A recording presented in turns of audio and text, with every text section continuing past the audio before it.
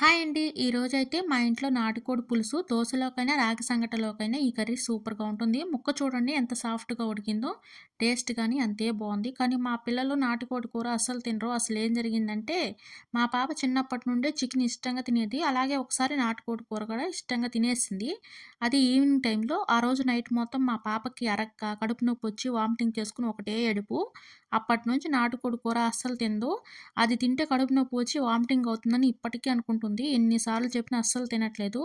పిల్లలు తినట్లేదు కదా అని మేము తినకుండా వాళ్ళకి నచ్చింది తెచ్చి పెట్టేవాళ్ళం. అయితే ఈరోజు నాటుకోడి కూర అని చెప్పకుండా రెగ్యులర్‌గా తీసుకొచ్చే చికెన్ అని చెప్పాం.